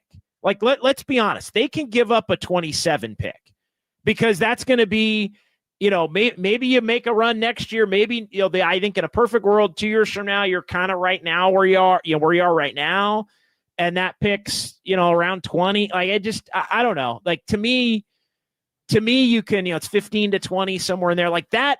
You can give away a 27 pick there. It's what you don't want to do is 28, 29, 30, 31. Like those are the ones where Steph's going to be gone that could turn into the next Cooper Flagg or Wembanyama or somebody like that, depending upon, where the current 13-year-old players are ranked. I mean, look, I'll say this, and I know that between beating the Rockets on the road in 7 games and then Steph getting hurt and losing to the Timberwolves, it completely changes the narrative, the comments, the fan sentiment over the course of a week. The biggest win of this season was clearly that the Jimmy Butler trade worked. He could play with Steph Curry. He could play with Draymond Green. It absolutely helped them, and it flipped the season right away. But pretty close to the next biggest win is the fact that they settled on a direction, because how many times were we saying on and off the air in December, January, I don't even know where this thing is headed. Then you had the comments about we're not just going to mortgage the future. Then they lose on the road in Toronto. Then they beat Minnesota on the road the day after. And Steph has the whole Twitter fingers thing. And it's like, what are we doing? It just felt like a different story in and of itself every single night. I think if there's one thing that this playoff showed, it just confirmed the fact that when Steph's gone, this team's going to be in a rebuild no matter what the case is. Whether Jonathan Kaminga is your best player, whether Brandon Podziemski is leading the next charge, this team is going to win 25 games at some point after Steph. There's no way around that at this point. One more in the chat, Atco Pest Control. This is from early on here. Sorry, Kyle. I'm going rogue here in the chat. Warriors have a lot they can do this summer. $14.1 million non-taxpayer mid-level exception. They also have the biannual exception, maybe for Steven Adams, then whatever they do with JK, and they can flip Moody. And again, you can potentially include a pick and all of that. They are not hamstrung from what they have the ability to do this offseason. They're just going to have to be aggressive, and Mike Dunleavy has shown that he can be aggressive. One call here before we take a timeout. Dennis, and then we'll get to Banana Man and Jason coming up as well. But Dennis here on Just Dubs on a Saturday morning. What's going on, Dennis? Not much. How's it going? Yeah, I didn't understand that why when they went and got Jimmy, I knew I was not for the Jimmy Butler trade because they're just getting older, and I didn't think Jimmy Butler would be enough, and I know they need a big man. And I just, but since they don't mind stick with the older players. I didn't understand why they didn't go out and maybe trade Kaminga for somebody like Vucevic, you know what I mean? And is that still possible? Could they do a sign and trade with Chicago? Because I think during the trade deadline, I think you could got Vucevic straight up for Kaminga. I might be wrong, but yeah, no, I think you could have, but and then the salaries didn't match on that as well. Because Kaminga's a little under 8, and Vucevic is in the 20 range. That's one part of it. Kaminga was also hurt, which is another part of it. It's harder to trade an injured player at that point at the deadline. But Vucevic is considered to be a bad defender. And Dennis, thanks for the call, man. We got to run, so I'll answer it here on the radio and in the chat. Vucevic is not a winning player, really. I mean, he's a shooter. He's kind of a regular season hollow numbers guy. I think they liked him, but he's not the kind of guy. I'll say that even for me, and yeah, Digum 117, Vuce is an expensive Quentin Post. Yeah, kind of. He's better scorer on the interior. I mean, I just, as much as I'm of the belief you need to trade Kaminga for a role player, I don't think Vucevic is a good enough player to trade for Kaminga. Like that I will say, as much as you could look back and say they need that skill set. Greg, really appreciate it, my man. You're welcome to hang if you want. We can also, but we do need to take a timeout, and we do have some other people that want to chat on the phone line. So I will thank you for everything all year long, and let you get on with your Saturday. You know what? I'm good to hang if you're good with it. I'm just putting off cleaning my apartment, so this is a good form of procrastination. Yeah, you can hang. I mean, you're connected. Like let's take a timeout, and we'll come back. We'll get to Banana Man. We'll get to Jason, and then more from the chat to close it out. I feel like we could do another 2 hours today. It's Just Dubs with JD here on the Sports Leader.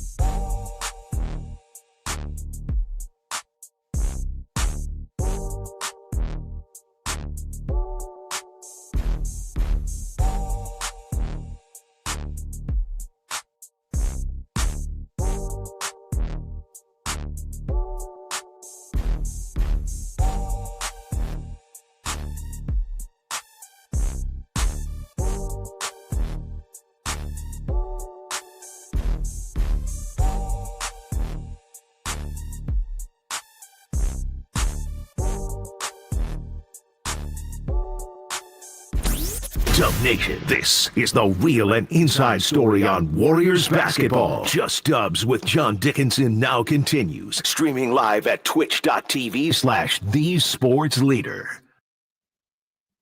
All right, welcome back. 808 KNBR, 415-808-5627. Just Dubs here on a Saturday morning, wrapping up the 2024-25 season, looking ahead, a pivotal offseason to say the least for the Golden State Warriors. Greg Silver's here. Kyle Haar's here. We appreciate everybody watching on YouTube and Twitch. More from the chat coming up, but we do want to get to the phones. A lot of people that want to squawk, including Banana Man in Los Gatos next here on the Sports Leader. Hey, Banana Man. Thanks for having me on. Appreciate this. I had a blast watching the Warriors this year, start to finish. I know it got rocky at times, but gave me a lot of hope as to this could extend for a little longer. What I wanted to talk to you about was something to do with Memphis. And did you notice after the play-in game, for as hard fought as that was, did you see the conversation that Desmond Bane had with Curry after the game? It reminded me a lot of Andre Iguodala after the 2013 Denver series. There was a lot of interaction, and he eventually came here. So what I'm thinking is Memphis is a mess right now. That's a team that, they had high hopes, and they've been on a 5-year run where Ja Morant keeps getting hurt. They just can't get over the hump, and they probably are going to make changes. Maybe they move on from Morant simply, but I kind of think they're in love with his talent, so they may work around the edges. I'd love to see Desmond Bane come here, and either him or Jaren Jackson. You would have to overpay to get those guys, but you're looking at guys who are in their 20s, and I would overpay for like some future draft picks and a couple of the young players. You would have those guys, first of all, who would be ready to step into a championship run next year, and possibly Butler, Curry stay another year. And then those guys, I don't want to say too timeline, but those guys eventually would be future assets. I just think that you bring one of those guys in. Bane, to me, would be like a Klay Thompson replacement. A great shooter, can play D, really competitive. Jaren Jackson, I think Draymond Green could fix a few things, and he could be a guy who could be your eventual defensive stopper guy when Draymond does move on. Those are things that when you're looking at trading partners, sometimes, we all want to trade for whomever, but a lot of times you have to look at a team that's in a quandary. They may not be thinking totally straight. They got to make an immediate move just to do whatever, and they may want future assets. The Warriors have those things to offer. They got 5 young players, and they have future draft picks. And I think any of those guys coming in, I'd move on from any of them to get guys like that. That's the type of stuff I think Dunleavy will explore. No, thank you, Banana Man, for the call. I love Desmond Bane, the player, and he's only 26. He's going to be 27 in June next month, but he's making a lot of money, and that's the only downside. Not that you don't want to pay it, but it's finding a trade match in terms of the salaries he's making. And he just signed a major extension 2023 that kicked in this past season. So he's at 36.7 next year and under contract for the next 4 years after this one that just concluded. 36.7, 39.4, 42.1, and 44.8. So finding the not only the talent, but the salary matching, I think, as much as I love him as a player and he'd be a perfect fit, I think is going to be that's going to be a tricky one, Banana Man. I don't think they're going to look to move Jaren Jackson Jr. because he's a big who can score on the inside, score on the outside. He's a defensive anchor. Like I just think he's a deep boy. Yeah, he's the guy. I mean, I don't see them moving him at all. I think Ja's going to be interesting. Thanks, Banana Man. And yeah, Greg, I think Ja's the guy to watch there. Do they move on from Ja Morant? Obviously, that's not something that the Warriors would be looking at. But Bane, if Bane hadn't gotten paid yet, and you were going to be the team that was going to pay him moving forward, and you could get him without having as many big contracts, I just don't see how you how you get the salaries up to make that kind of thing happen. No, I agree as well. And I mean, Desmond Bane, there are a lot of elements to his game that I like. Obviously, the shooting is something that they need. I respect the logic of Banana Man with Memphis being in a little bit of a crossroads. They fired Taylor Jenkins so late in the season. Now, Tuomas Iasalo is going to be taking over full-time as the head coach. John Morant has had his off-the-court issues and everything, so Memphis might be a little bit of a team looking to shake things up. I just don't think Desmond Bane is necessarily your Klay Thompson replacement. You're not going to get a Klay Thompson replacement with someone who can shoot to that degree, defend to that degree. But the bottom line is any player out there, you're looking to fill some of these holes. And going back to our conversation from the previous segment, that's why the stretch big is something that can maybe fill multiple of these holes. I don't think the Warriors are that far away in the sense that they still got a healthy big three that if they can get through a playoff run can absolutely compete. They just need better fourth, fifth, sixth options than what they were given this season. Couple of texts here. Golden State Lumber and Showroom text line 408. Would Miles Turner take him MLE? No, I don't think so. He's making twice that over the last couple of years. I mean, he's somebody that's going to get paid. 669. What about every young player and a bunch of picks for Giannis, or would Milwaukee not trade him? I think the Warriors, yes, every young player and a bunch of picks for Giannis, but you also, again, have to have the salary matching. So Draymond or Jimmy would probably have to be in that deal to make that happen, which I think the Warriors would consider. Will Milwaukee trade him? They may not have a choice. The other part in the Giannis part of the conversation is Houston, OKC, San Antonio, and maybe a couple of other teams, if he truly becomes available, I think can all put together better packages for Giannis than the Warriors can. And I think for the Warriors to get Giannis, they would need him to direct himself basically to Golden State. I want to go there only. Another one on the text line as well. Can the Warriors sign anybody under 30? Well, I've got this for you here because I was looking at it and we've mentioned a lot of names, right? Brooke Lopez doesn't apply. Steven Adams doesn't apply. But I've come up with a trio of players under 30. And sometimes you get players confused. Like you get this player, that player. Two players that I always get confused. I mentioned Torrey Craig earlier. Greg, I meant Malik Beasley. I feel like they're the same. Yet Torrey Craig's not. He's a back. He's a 11 to 15. And he ended up on the Celtics at the end of the year. Malik Beasley is the guy that I was talking about. But so here are the three that I would say under 30. Wendell Carter Jr., who is at this point 26. Wendell Carter Jr. is making 18. He's making 19.5 and then 18.1, 19.5 the next 3 years. He's under contract.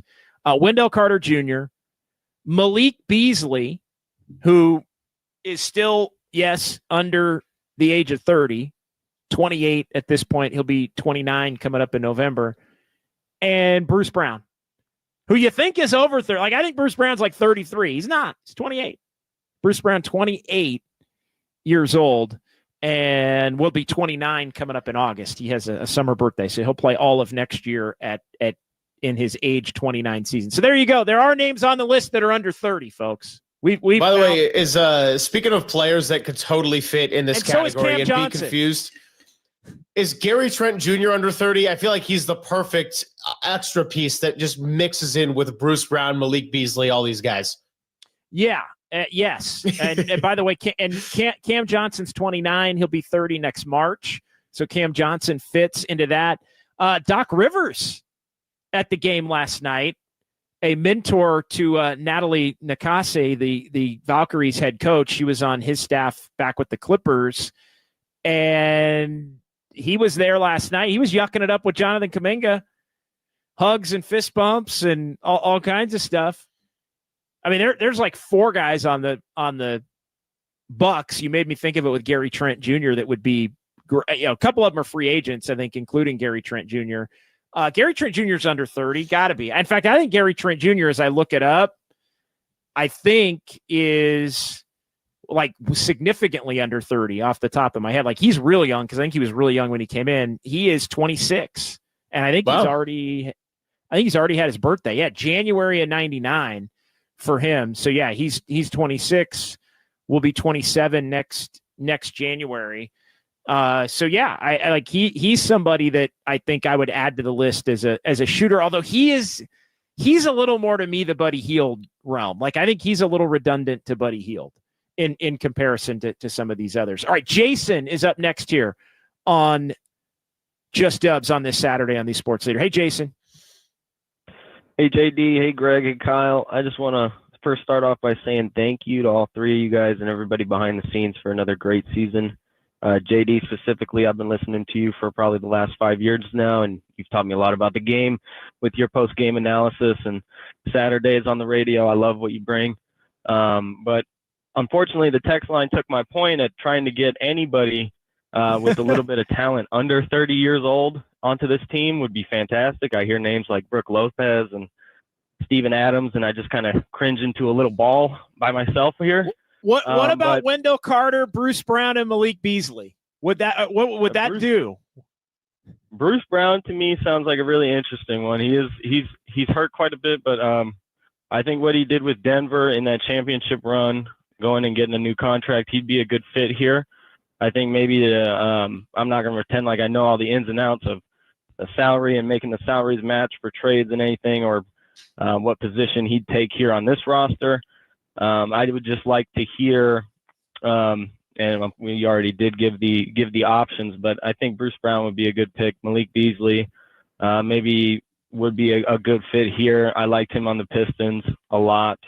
But other than that, I'm not really sure what the Warriors can do up against the cap so much with so much money wrapped up in Curry, Jimmy, and Dre next season. I'm really excited to see what maybe Post can bring back to the team next season after an off season with maybe some weight training and getting stronger under the cup, finishing and stuff like that. Maybe some other players take a couple jumps after an off season and a disappointing way to end the playoffs. But other than that, that's really all I've got. And thank you, JD, Greg, and Kyle for another great season. No, I appreciate it. Thank you, Jason, for the kind words. And yeah, echoing the point from the text line, anybody under 30, Malik Beasley's another one of those guys that I feel like is 32, but he's not. And he's a 3-and-D wing, right? I mean, he wouldn't have to play a lot, but you could start him, I think, if you need to. And Wendell Carter is somebody that can, do a little bit on the inside. He can shoot it from the outside. So there are options in different modes. But some of these guys are free agents, and the Warriors are going to be limited to some of those exceptions. The non-taxpayer MLE, the biannual exception. You can obviously sign veteran minimum players.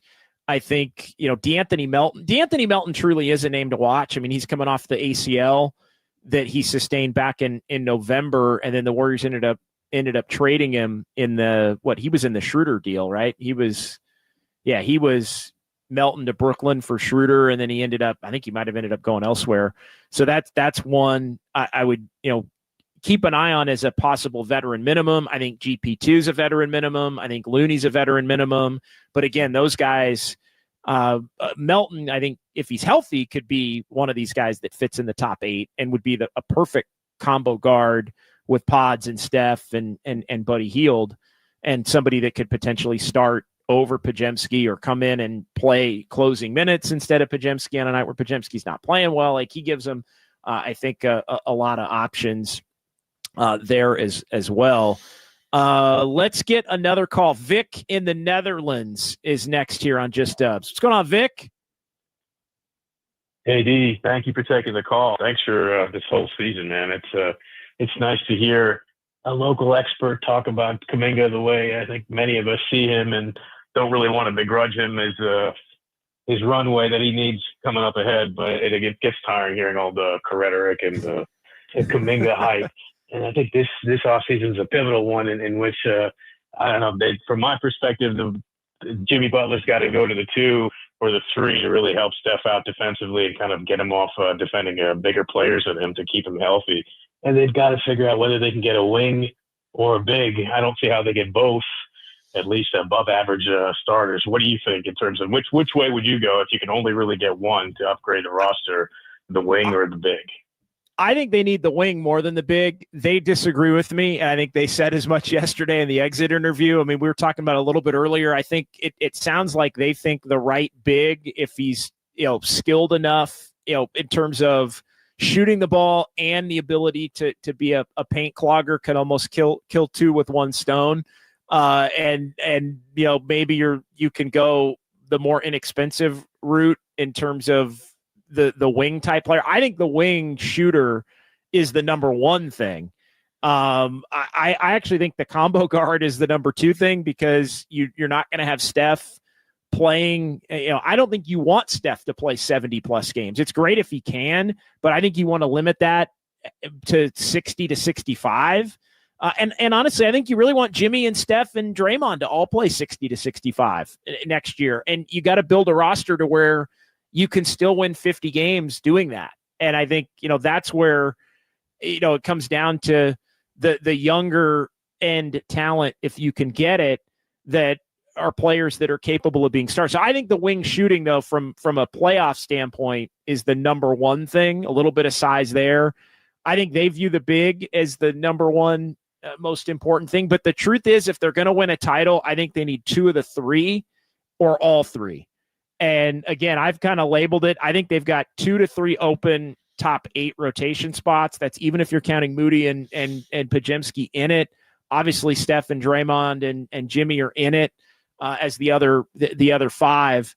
But I think it's attainable, though. I think they have the resources. It doesn't mean it's going to be easy, but I think they have the resources in play to be able to go make the moves that need to be made to give themselves a shot. And you know what? Somebody might get hurt next year and it doesn't work out, but at least you tried. Like, they've done all this kind of waiting and pausing and holding on to this guy. They finally kind of got Jimmy on the cheap, to be honest, in terms of what they had to give up to get him. They're paying him a lot of money, but they kind of got Jimmy without having to give up a lot. And now you're set up to make the last 2 to 3 moves that really give yourself a shot. But I think it's attainable. I mean, to a point where I don't think anybody could have imagined 3.5 months ago. I completely agree. And that everything you just said, so that would it be more realistic maybe to kind of shoot for the combo guard or the wing and then sign Adams in the meantime to be your kind of post mentor and give you a little bit of diversity there, and then maybe maybe your guy Adam or maybe your guy Post is the guy at that point that can bulk up a little bit for your guy from the Netherlands can make it happen there, and you can go guard wing route that way, because I think he's shown he can play in the regular season. Agreed. Against certain matchups, he can definitely shoot that open three. He was it was unfortunate. I know first time in the playoffs, rookie, man, really thought his open threes would start going a little bit more in the second round there, but didn't seem to happen. Thanks, Vic. Good stuff, man. Really appreciate it. Yeah, I think he also is not. He's tough. Like he is not a soft player at all, and he's got the right mentality. And you could tell. I mean, every mistake it just weighed. There were a couple of plays where he either couldn't get a shot off or he fumbled the ball out of bounds or whatever, and you could tell he's so frustrated with it. But I do think it comes from experience. Let's get a couple of chats, and then we're going to go into a little overtime. We're going to go into a little overtime here on Just Dubs OT. Yeah, we're going to go Just Dubs OT because I want to come back and wrap things up appropriately, and Giants are coming up a little bit later, 6:05 against the A's, and so we'll give way to Giants baseball a little bit later on here, but we have a little breathing room to kind of wrap it up on our terms. So we'll do some chats, we'll take a timeout, we'll come back and we'll say all of our thank yous at the top of the 12 o'clock hour and end the show right, rather than cramming it all in here to the last 2-3 minutes. Estimated eyes, if we don't get a consistent shooter or a bottom of the barrel team, they definitely need shooting. Greg, I'll say this real quick. They have to improve to stay the same, because you look at the West, man, San Antonio and Dallas These teams are even Portland had a pretty good second half of the season. Portland won mid-30s, which you're kind of like, how? They never beat the Warriors, but they were beating a lot of other teams. And so, I mean, there's a lot of teams that project to get better. There are also teams that are in that top 6-7 that have asset. Houston can make a big move and really try to become more formidable. If Houston had one more big time scorer, they probably beat the Warriors in the first round of the playoffs. As much as the Warriors like that matchup, the Lakers, are going to figure things out and be a better team next year. I mean, it honestly, there's 2, maybe 3 teams in the West that I think are on a negative trajectory right now. It's Utah, it's Sacramento, and it's Memphis, maybe. But Memphis still has a lot of talent, but they kind of plummeted down the end of the year. No, I agree. I mean, even the Clippers, I thought, could have been a negative trajectory team heading into the season, and then they completely proved that wrong too. Yeah, I mean, Utah's got a lot of young players. They were counting on the tank for Flag. It didn't work. Sacramento's got no direction right now. I mean, they don't have any good young players really, other than Keegan Murray. And then Memphis has some good young player. I mean, Memphis still has John Morant and Jaren Jackson Jr. and Desmond Bane. Like, that's a hell of a top 3 players for a team that has a negative trajectory. And they still won 47, 48 games. So, I mean, it's not like they stink, but I think there's some stuff going on behind the scenes that could lead them to do more of a teardown. So the Warriors are going to have to. And the Pelicans, by the way, that's the 4th team. The Pelicans. You're right. I should have. The Pelicans should be in there. I did not. The Pelicans are so kind of but they still have Zion and Trey Murphy and even they and McCollum. But yes, I would agree on the Pelicans and some new management there. Rebel to Sounds, if they could get a Zaza type big, decent, and inexpensive, I think they need a little more skill. there. All right, we need to take a timeout. We're going to come back and wrap things up. Our final installment of Kyle's Clicks, and then we bid this season adieu and let you know where you can see us and hear us and watch us over the course of the offseason. Just Dubs with JD here on the Sports Leader.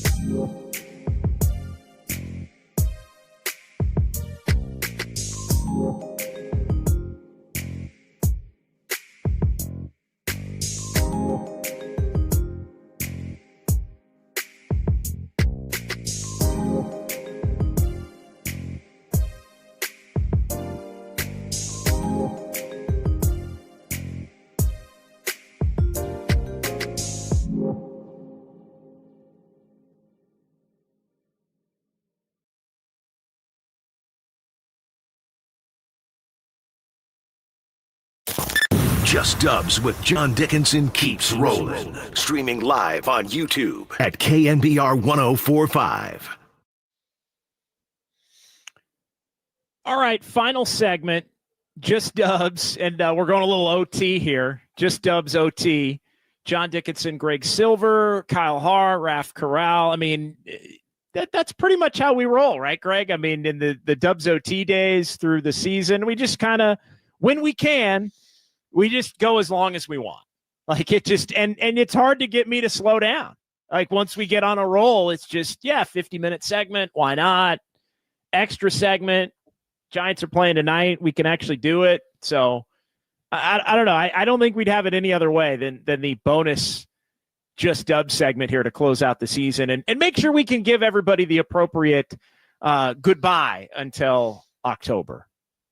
I mean, we're just setting the tone for what the offseason is going to be. We'll do what we want, when we want, little offseason podcasts. Kyle's going to be around. Raf's always around. Me and you can just talk forever. I was holding my shirt up because everyone thought it was a Sonics shirt. Actually, I'm going Pearl Jam, but same city. So you know what? You know what? Talk for a minute, Greg. Just talk for a second. Oh, I got invited to do the good old filibuster. This is great. I'm actually going to get up. I'm going to get up. So I'm just going to get up because I wanted to. All right, hang on. Stand by.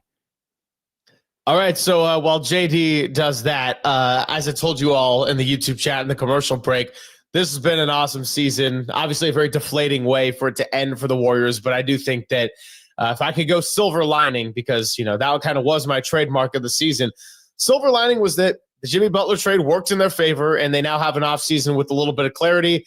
A lot of work to be done, but Mike Dunleavy Jr. makes some money. Joe Lacob got to spend some money. Steve Kerr, go back to the drawing board. And JD, back in the house. What's happening? All right, I had to go to the drawer because you made me think. Your boys actually got what? Your boys actually got one of these. Wait, hold up. Why does it look the exact same? It's like the same shirt. It's amazing.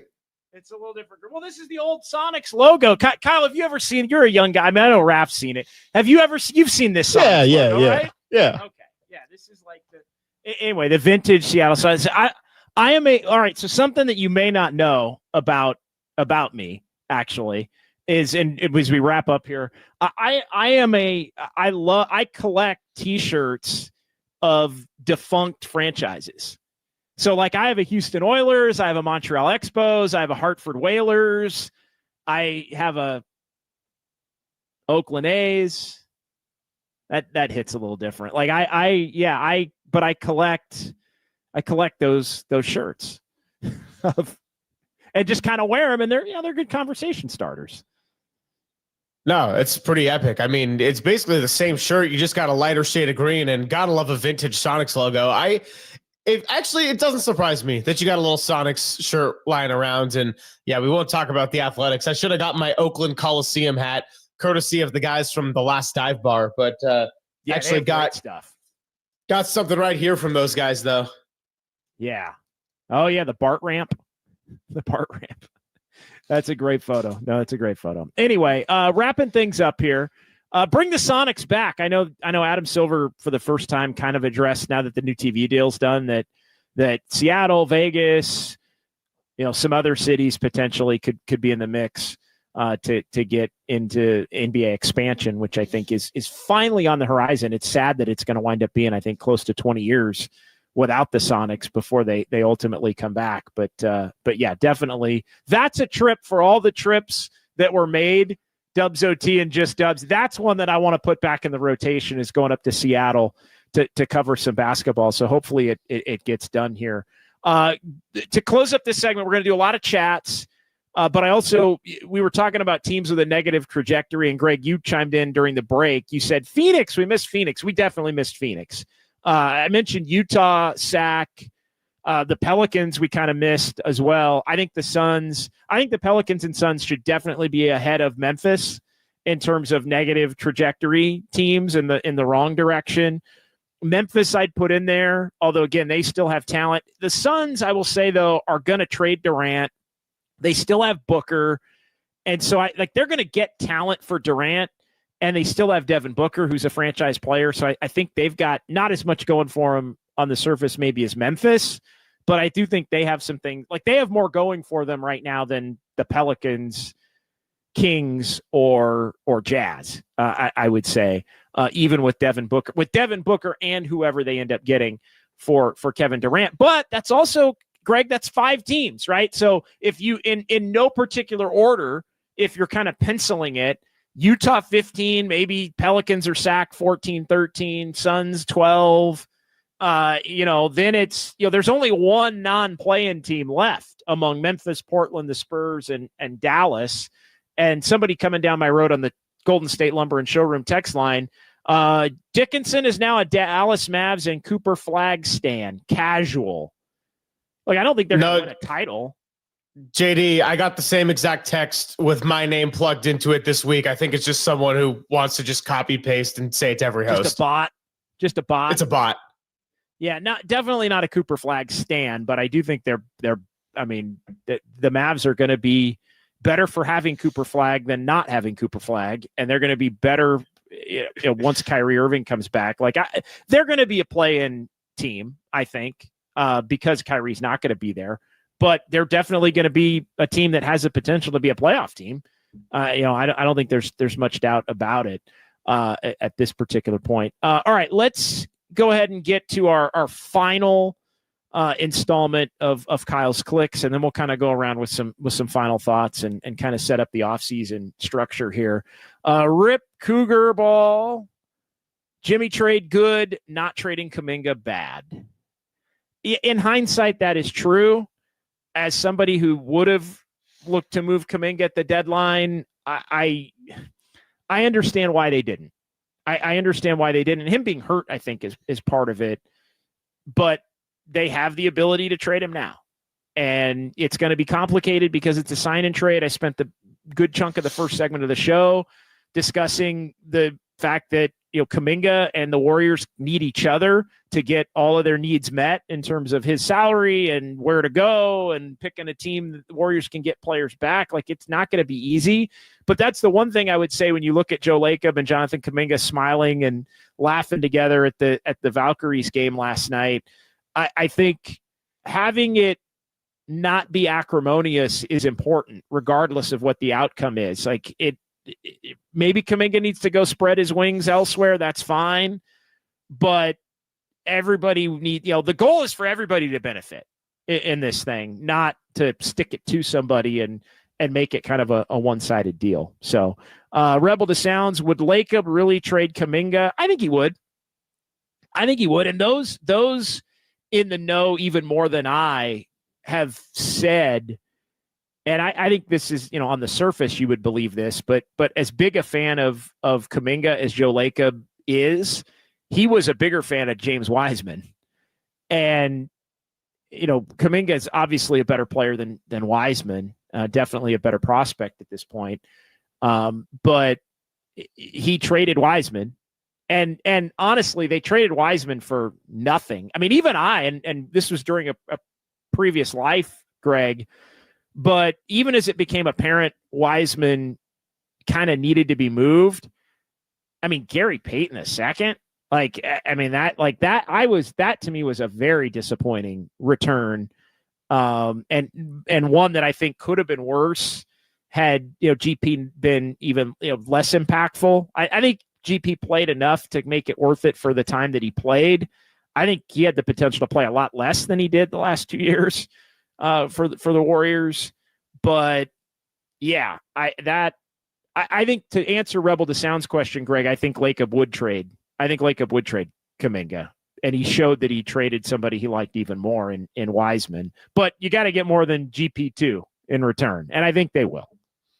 Yes, I fully agree with all that. I don't have anything to add.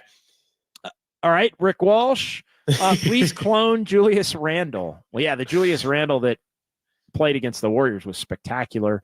Keeping it moving in the chat here as we close up Just Dubs. Brandon Pajemski leading the Warriors post-Steph is depressing. Try not to think about it right now. Don't worry about it. Stuff happens, right? I mean, look at the Mavs. The Mavs had Luka and thought their future was set for the next 15 years.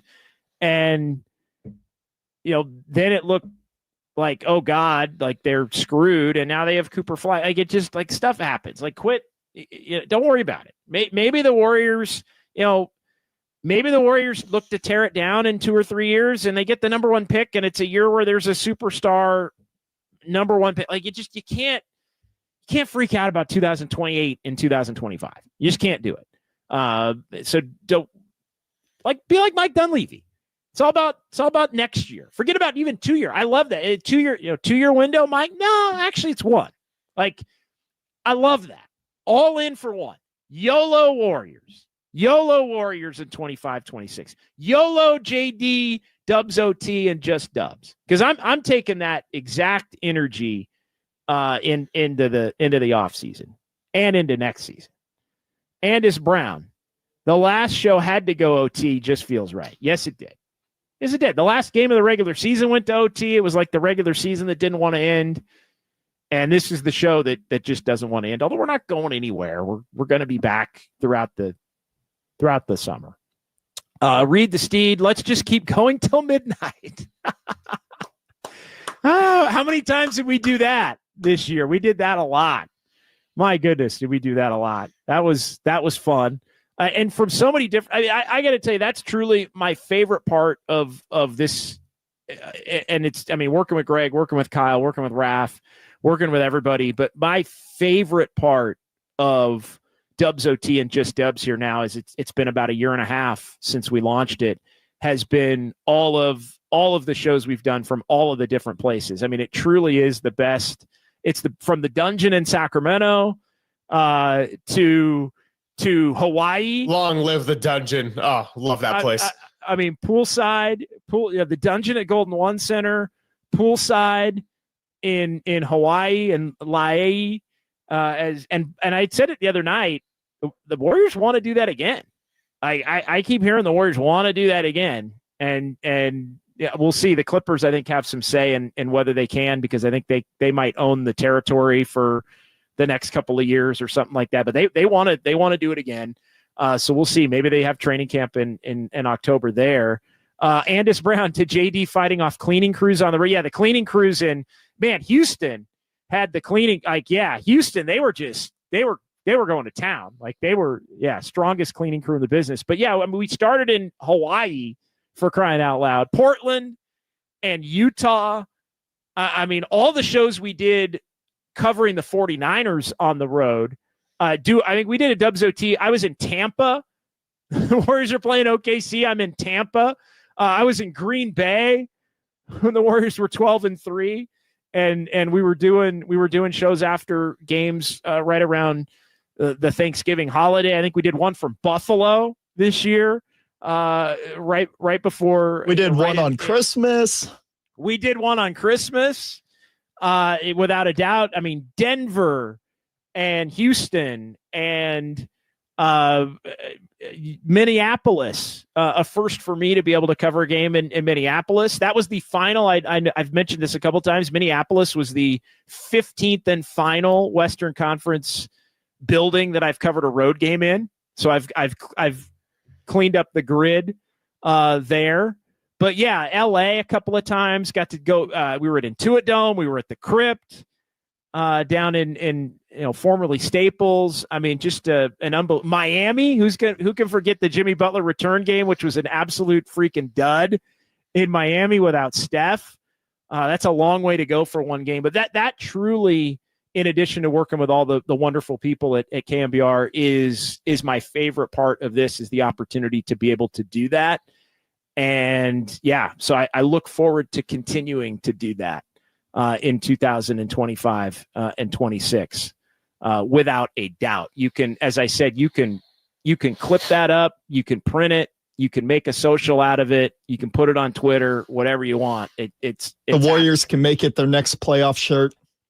The Warriors can make it their next playoff shirt. Exactly. The Dubs OT Traveling Road Show. Digum 117. The chat should have exit interviews. It's a great call. The chat should have extra exit interviews. All right, one more. All right, Kyle, one more. EB here, only 5 months and 5 days until Dubs OT with JD, Kyle, and sometimes Silver. Right? It's like Crosby, Stills, Nash, and sometimes Young. Right? Remember that? You don't remember that. It's way before my time too.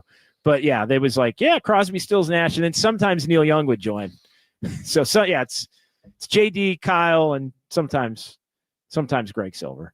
But yeah, and we're gonna be here again. We'll be doing some off-season shows. And when news breaks, we'll do some specials. We did a draft special last year. We did a free agency special last year. I mean, look for us in the 7 to 9 slot from time to time on nights maybe where the Giants aren't playing. We'll do some podcasts throughout the course as news breaks. And yeah, it just we are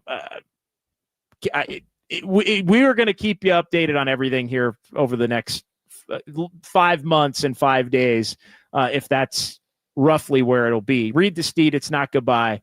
It's see you later. So, all right, let's thank.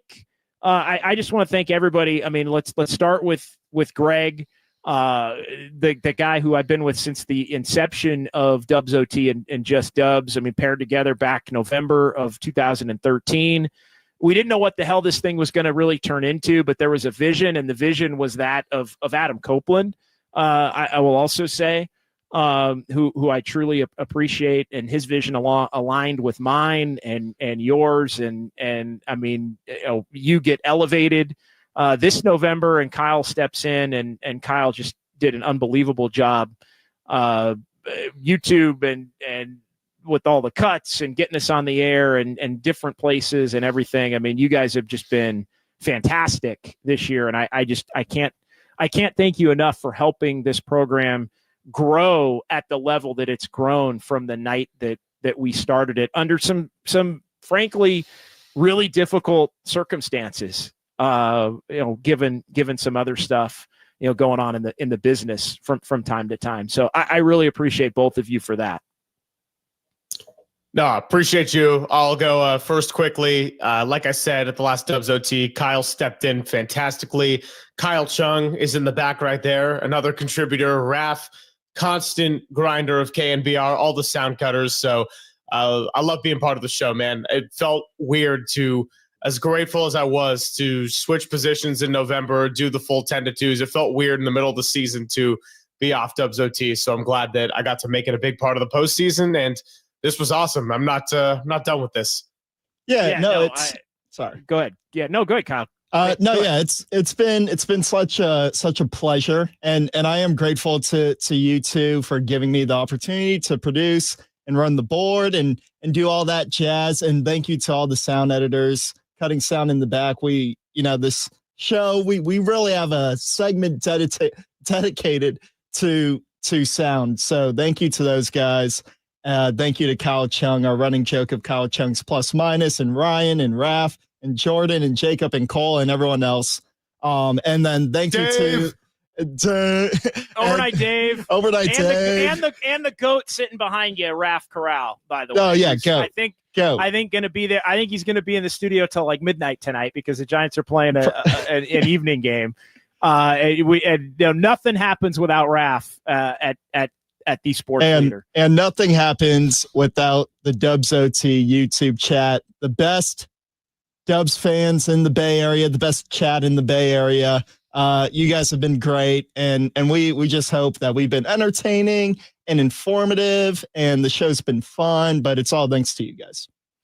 No question. Best chat in sports, and we love the fact that we've been able to continue to grow this thing and make it, frankly, what the industry has become. I mean, yes, it's a radio show when it can be, and most often is, but it's also a YouTube show, and it's interactive via text and via calls and via the chat, and it's visual, and it's a podcast.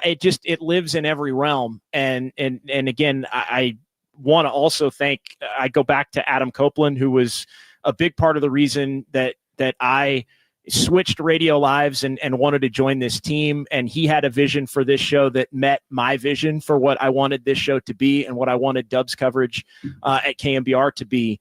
And so I really appreciate that. For Mike Holler as well, who's stepped into that role. And of course, Larry Bloomhagen as well. None of this would happen without them over the course of the last year and a half. So we'll talk to you in the off season. Look for those push notifications, subscribe and like and all that stuff to the KNBR YouTube. Get the notification when we go live. Check out the podcast.